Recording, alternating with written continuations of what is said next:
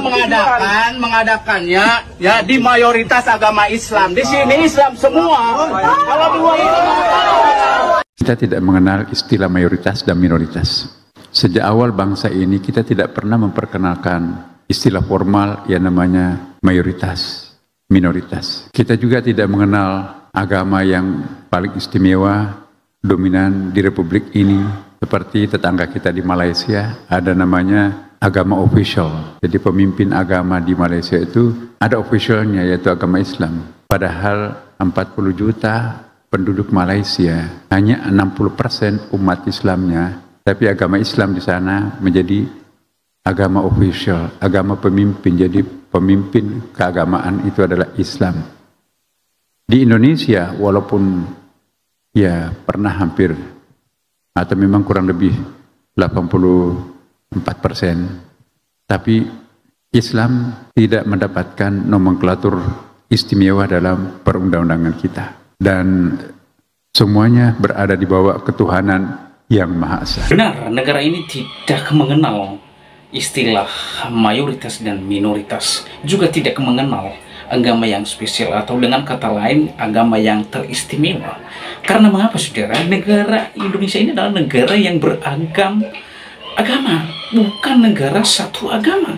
Jadi sangat salah bila ada oknum tertentu yang mengklaim diri kalau negara Indonesia ini adalah negara satu agama. Itu omong kosong, saudara. Ini bukan negara satu agama. Jadi ingat itu ya, para kadrun-kadrun.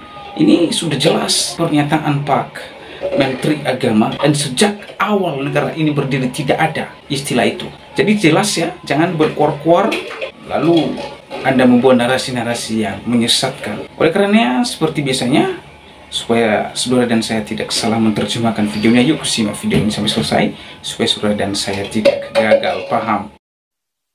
Baik, Assalamualaikum warahmatullahi wabarakatuh. Selamat siang. Salam sejahtera untuk kita semuanya. Salam, Om Swastiastu, Namo Buddhaya, salam kebajikan, Wai Te Tung Tien. Yang sama-sama kita hormati pimpinan tertinggi agama Konghucu di Indonesia, sahabat saya sejak dulu ya, Pak Budi ini seperti saudara. Jadi alhamdulillah saya bisa mengerti kalau acara ini kita adakan. Terima kasih atas dukungan dan doanya Pak Budi dan beserta seluruh umat. Yang saya hormati juga di sini ada Pak Sekjen, ya, representasi yang selalu sibuk mengurus Konghucu di Kementerian Agama. Juga di sini lengkap para eselon 1 kita menjemput, menyapa Bapak Ibu sekalian juga ya. Ada Pak Irjen, ada Dirjen Bimas, Kristen, kemudian Katolik, Pak Staf Khusus, tenaga ahli, Pak Dirjen Bimas Islam. Oh ya, ada acara sekarang ini berlangsung di Jakarta juga. Kemudian Bapak Ibu sekalian, ada Pak Chandra. Tadi Pak Chandra mana? Oh ya, sahabat kita. Hari ini mohon izin saya tidak baca sambutan. Saya ingin dari hati ke hati kepada Bapak Ibu sekalian. Sudah ada sih sebetulnya, tapi izinkan saya mengungkapkan kata hati saya di depan para Bapak Ibu, ke keluarga besar warga Konghucu di Indonesia. Di Indonesia ini kita tidak mengenal istilah mayoritas dan minoritas. Sejak awal bangsa ini kita tidak pernah memperkenalkan istilah formal yang namanya mayoritas, minoritas. Kita juga tidak mengenal agama yang paling istimewa, dominan di Republik ini. Seperti tetangga kita di Malaysia, ada namanya agama official. Jadi pemimpin agama di Malaysia itu ada officialnya, yaitu agama Islam. Padahal 40 juta penduduk Malaysia, hanya 60% umat Islamnya, tapi agama Islam di sana menjadi agama official, agama pemimpin. Jadi pemimpin keagamaan itu adalah Islam. Di Indonesia, walaupun ya pernah hampir atau memang kurang lebih 84%, tapi Islam tidak mendapatkan nomenklatur istimewa dalam perundang-undangan kita. Dan semuanya berada di bawah ketuhanan yang Maha Esa. Di dalam Islam pun juga memang Bapak Ibu sekalian, ya kita tidak kenal apa yang disebut dengan eklilia atau tiria, mayoritas minoritas. Bahkan dalam Al-Quran menarik sekali, ya ada ayatnya mengatakan begini,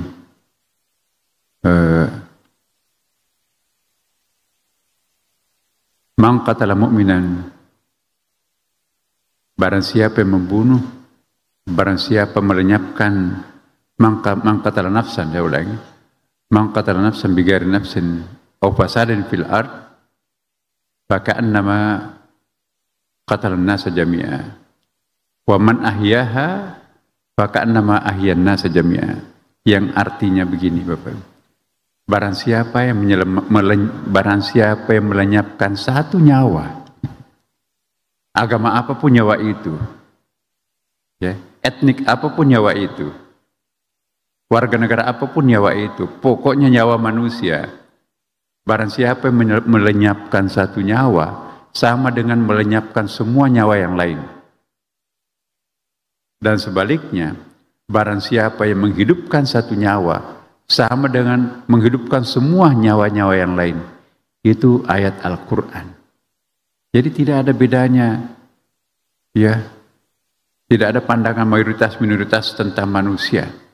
Walaqad karramna bani Adam, Allah memuliakan anak cucu Adam. Enak sekali Quran itu menggunakan istilah seperti ini. Saya kok enggak pernah membaca kitab suci yang menggunakan istilah seperti ini. Siapapun merasa anak cucu Adam, ya. Saya kira kita di sini kan anak cucu Adam semuanya kan. Siapapun anak cucu Adam, wajib hukumnya untuk kita muliakan. Bahkan bukan saja pada masa hidupnya, mematahkan tulang rusuk mayat, kata Nabi, sama dosanya kalau mematahkan tulang rusuknya orang hidup. Dalam hadis lain, menginjakkan perut makam itu, ya, di makam itu sama sakitnya kalau kita menginjak perutnya orang hidup. Kuburan pun harus dihormati. Begitu mulianya manusia itu di mata Islam. Karena itu saya menemukan banyak sekali persamaannya dengan agama Konghucu. Begitu kan Pak Budi? Buku-bukunya Pak Budi banyak tuh. Pendek-pendek, kecil-kecil, tapi ya sama. Abrahamic religion, Hindu, Buddha, Kristen, Katolik, semua agama yang ada di Indonesia punya pandangan yang sama. Inilah indahnya agama.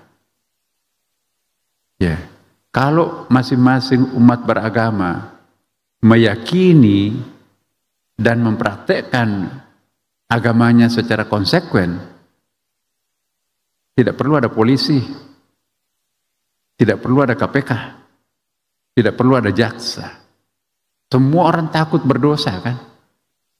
Tapi karena kita bukan malaikat, ya perlu polisi, perlu KPK, perlu irjen, Pak Irjen, ya kan? Ya tidak salah juga.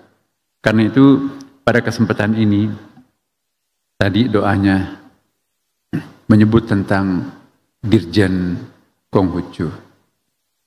Kami sebelum saya jadi di sini, pernah juga saya jadi Wakil Menteri Agama, pernah juga Dirjen.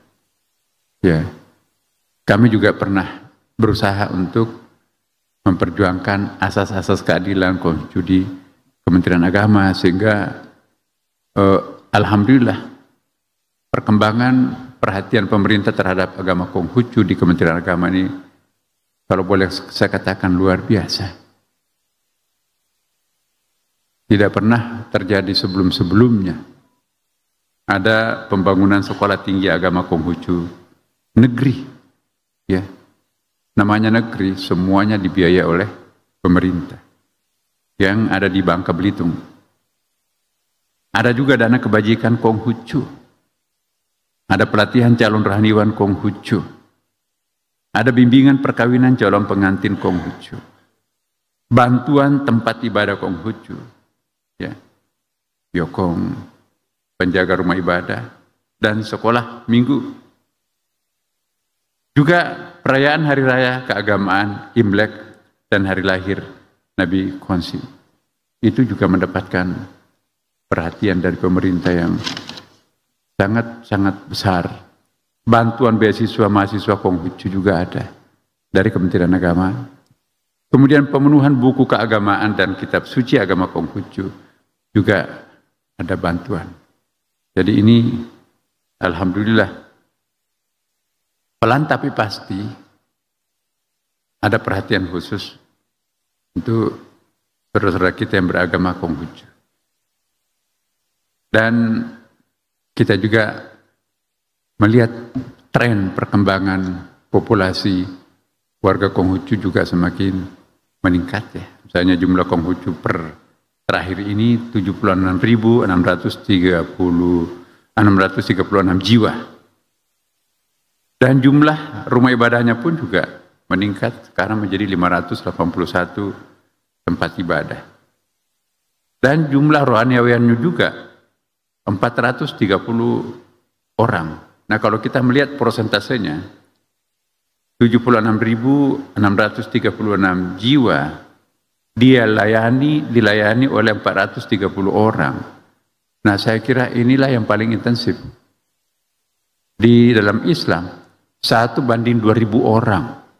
Jadi satu ustadz harus melayani 2000 jamaahnya. Begitu kekurangan ustadznya. Agama-agama, pemimpin agama di Indonesia, dari mubaliknya, apa namanya, pengkhotbahnya, sebetulnya yang paling kurang, yang paling rendah persentase pengkhotbahnya itu adalah agama Islam di Indonesia. Ya, yang paling tinggi ternyata adalah Konghucu. Ya, 430 orang melayani 76.636. Kalau kita bandingkan jumlah ustadz atau khatib di dalam Islam, ya, ini data lama, beberapa tahun yang lalu, itu 1:2000 lebih orang. Ya, kalau data dalam agama Katolik, Protestan itu lebih sedikit, ya, jadi lebih intensif. Jadi populasi umat Islam yang begitu besar tidak berbanding lurus dengan jumlah pengkhotbahnya. Ya. Kemudian juga jumlah guru non PNS itu juga semakin besar, 168 orang, dosennya 21 orang. Jumlah organisasi keagamaan Konghucu, ya, ada 200 ormas, ramai juga. Jumlah mahasiswanya sebanyak 85 orang dan siswa sebanyak 11.032 orang. Jadi kita sudah punya angka-angka. Dahulu kita nggak ada angka-angka seperti ini, Bapak Ibu sekalian. Jumlah ASN Kementerian Agama yang beragama Konghucu sebanyak 5 orang, baru 5 orang. Tapi kami yakin insya Allah dalam periode akan datang akan bertambah. Bapak Ibu sekalian, nanti saya akan jawab mengenai keberadaan Dirjen, Pak. Kami sudah mempelajari kemungkinan-kemungkinan.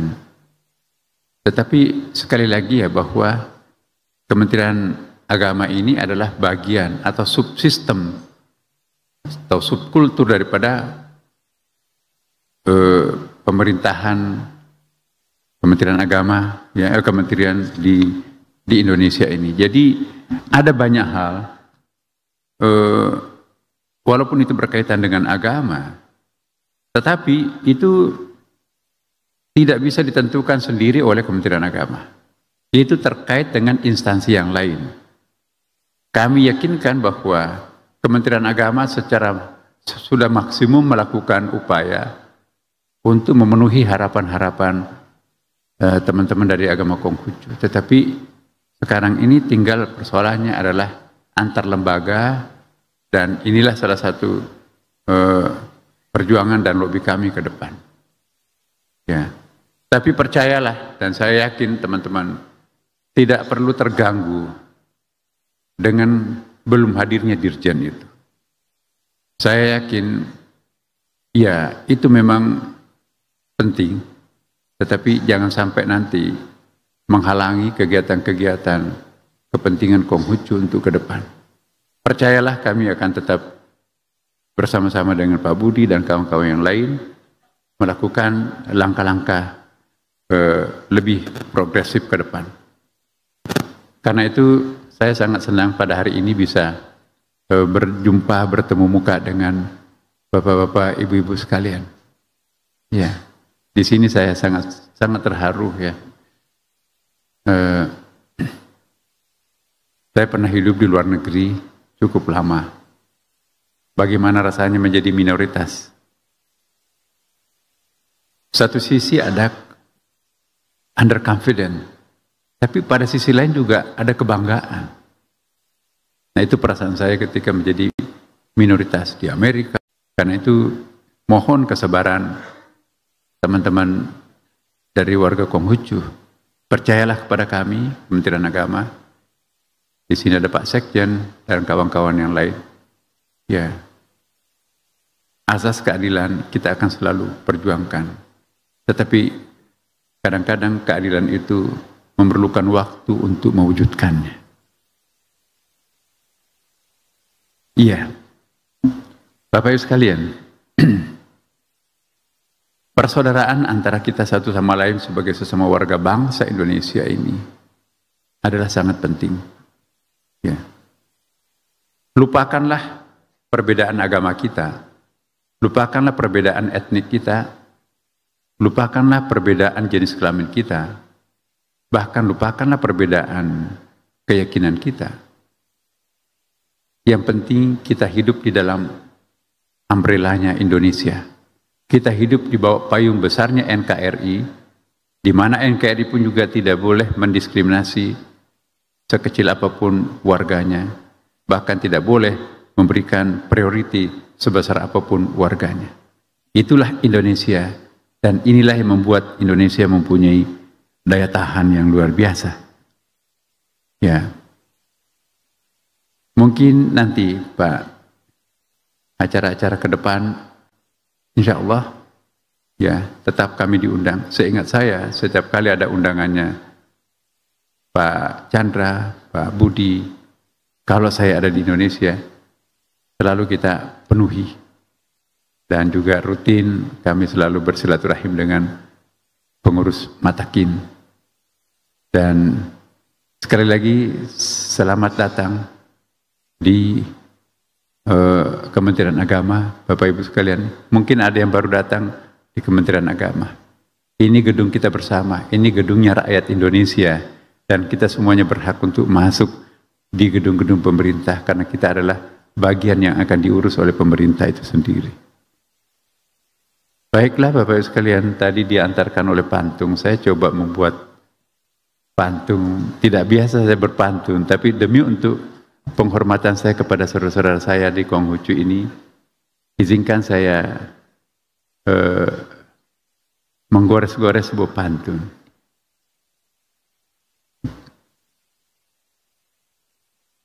Bidadari bertelekan di atas dipan. Ini ayat sebetulnya ini. Bidadari bertelekan di atas dipan. Teman-teman dari Konghucu tahu nggak namanya bidadari? Kalau Pak Sekjen hafal itu. Bidadari itu diimpikan semua. Sudah bidadari bertelekan di atas dipan. Kalau di lantai biasa itu nggak terlalu. Ini di atas dipan menunggu siapa itu ya? Jadi saya ulangi. Bidadari bertelekan di atas dipan, menanti tamunya ahlul musalli. Ahlul musalli itu orang yang rajin salat. Ya. Daripada meratapi kegelapan, lebih baik menyalakan lilin.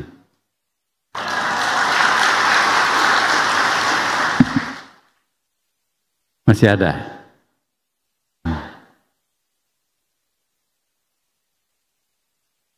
Iya. Tadi saya coret-coret ya.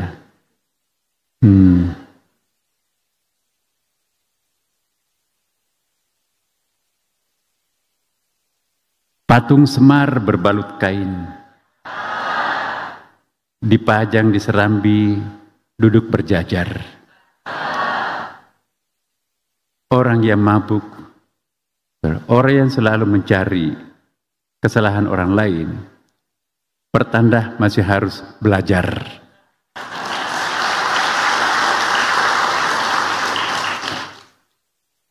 Masih ada, tapi untuk acara lain. Nah teman-teman, itulah dia pidato Menteri Agama. Wow, sungguh luar biasa saudara. Ini baru Menteri Agama, tahu Menteri semua agama. Bapak Menteri Agama ini tidak pandang bulu, agama apapun dia sama diberlakukan dengan adil. Teman-teman, di dalam pidato Bapak Menteri Agama ada beberapa hal penting yang perlu kita perhatikan bersama. Bahwa yang pertama, negara Indonesia bukan negara satu agama. Jadi jangan ada oknum-oknum yang mengklaim diri ini negara satu agama. Itu klaim kosong dan klaim bohong. Mengapa saudara? Negara Indonesia adalah negara yang beragam agama. Menteri Agama di dalam pidatonya mengatakan tidak mengenal agama yang spesial atau agama yang diistimewakan di NKRI ini. Tidak mengenal akan hal itu. Tetapi, dan pernyataan ini saya sangat setuju dalam hal ini, karena tidak ada agama yang diistimewakan di negeri yang kita cintai ini. Dalam hal keadilan, semua agama sama-sama mendapatkan hak yang sama. Dalam hal keadilan, sama-sama mendapatkan keadilan. Jadi tidak ada agama yang diistimewakan dan lain sebagainya yang mengklaim diri dalam agama yang spesial, yang istimewa. Itu tidak ada di bangsa ini, ungkap Pak Menteri Agama.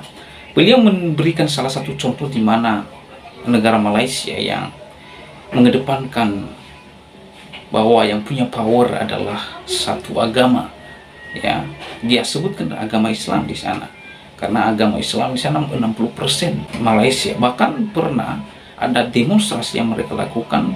Mereka menggugat kata Allah di dalam Alkitab. Mereka mengklaim diri bahwa orang-orang Kristen memakai kata Allah, sementara kata Allah itu di dalam kitab mereka. Sehingga mereka melakukan demonstrasi yang pada akhirnya mereka kalah secara akademisi. Ya. Jadi puji Tuhan, para pendeta, para teolog ketika di dalam pengadilan mereka bisa mempertanggungjawabkan, dan itu semua oleh karena campur tangan Tuhan Yesus Kristus. Tuhan Yesus Kristus tidak membiarkan anak-anaknya dipermalukan, sehingga pada saat itu akhirnya dalam pengadilan orang Kristen memberikan jawaban dan argumentasi yang sungguh sangat dipahami oleh rasional dan intelektual. Itu yang pertama. Yang kedua, istilah minoritas dan mayoritas. Menteri Agama dalam pidatonya menegaskan bahwa Indonesia tidak mengenal istilah mayoritas dan minoritas. Saya sangat setuju dengan hal ini. Karena memang pada awalnya negara ini tidak berdasarkan pada mayoritas dan minoritas. Ya, para oknum agama tertentu seringkali memakai istilah ini di daerah-daerah tertentu dengan tujuan untuk menolak keberadaan agama lain. Nah, di mana ada salah satu kejadian di mana hanya berdoa. Ada komunitas Kristen Katolik, mereka berdoa di dalam satu rumah. Malah yang menganggap diri mayoritas, mereka membubarkan, bahkan mereka memukul pemuda-pemudi yang mengadakan doa rosario tersebut. Ini sungguh miris sekali, saudara. Dia pikir Indonesia ini milik bapaknya, miliknya. Ya seenak jitaknya melakukan segala sesuatu. Bahkan eksekutornya adalah seorang yang bekerja di pemerintahan desa, RT. Ini sungguh sangat menyedihkan, saudara. Mereka memakai istilah-istilah ini untuk menolak dan membubarkan ibadah agama lain. Menteri Agama menentang keras orang-orang yang mengklaim diri sebagai seorang mayoritas. Karena sejak awal, saudara, Indonesia berdiri tidak mengenal istilah mayoritas dan minoritas. Dan bahkan tidak ada istilah-istilah itu. Tidak ada. Tapi mengapa sekarang ini ada? Karena ada oknum-oknum tertentu yang mengklaim diri, bahkan membeberkan bahwa hanya agamanya yang benar, yang lain tidak. Itulah sebabnya mereka gencar sekali melakukan penolakan pembubaran ibadah umat Kristen di mana-mana, ya. Jadi bagus sekali pidato yang disampaikan oleh Pak Menteri Agama yang sungguh luar biasa, dan saya setuju dengan ide-ide dan gagasan beliau yang sungguh sangat yang menyejukkan hati kita semua. Yang ketiga, terima kasih kepada Pak Menteri Agama yang sungguh luar biasa. Engkaulah Menteri Agama semua agama, ya. Engkaulah Menteri semua agama, bukan Menteri satu agama. Tentu ketika engkau mendeklarasikan ini, Pak, ada banyak orang yang tidak setuju, yang anti dengan idemu. Tetapi doa kami, kiranya engkau diberkati dan dipelihara di dalam tugas dan tanggung jawab yang sudah diberikan kepada Anda sebagai Menteri Agama, dan engkau kerjakan itu sesuai dengan proporsi dan adil semua agama. Kiranya Tuhan Yesus Kristus yang memberkati pelayanan saudara. Demikianlah video saya kali ini. Sampai bertemu di video saya selanjutnya. Tuhan Yesus memberkati kita semua. Shalom.